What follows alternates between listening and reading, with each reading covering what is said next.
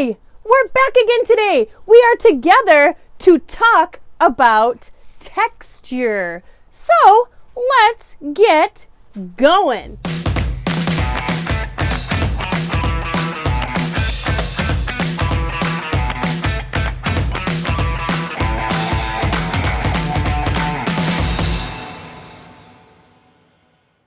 Yes, we need to start with our art motto so we can get in the right frame of mind. So here we go. I will try my best, I will be creative, and I will problem solve. All right, now that our brains are ready, let's talk about this new thing that you may or may not have heard of called texture. What does that word texture mean? Well, you can see I've got my wiggle fingers together because texture is all about touch, feeling, touch, and how things feel or how they look like they would feel. There are two types of texture.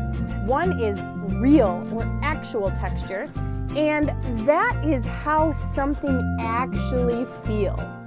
Like, for example, a soft flower, or a hard rock, or maybe even this bumpity Lego plate, or the texture of a blanket. So that is how something actually feels when we touch it. Touch. And some artwork has actual texture. Then there's something called implied texture. That means we would draw it because we can't have actual texture on a drawing sometimes. So you would use line and shapes to create a texture or to show somebody what your artwork might feel like. So let's take a look at our project today so that you can learn a little bit more about texture. Yes, let's say it again. Texture. Today in art, I can learn about texture. I can create texture rubbings and trace and cut out my own hand. Ooh, this is so fun. You're gonna need a piece of paper and some crayons, and you gotta go around your house to find some things that have texture.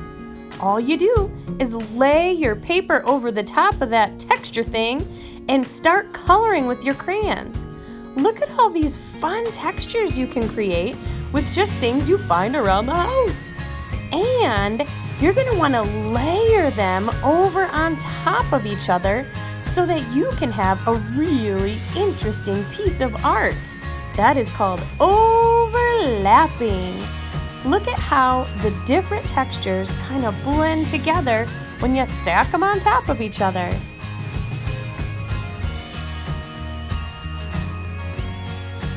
Okie doke, flip your paper over and trace your hand.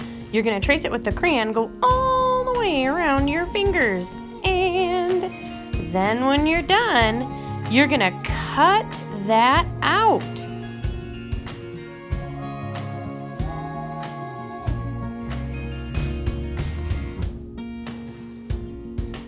Once you're done cutting, you will have a hand that reminds you that texture is all about touch.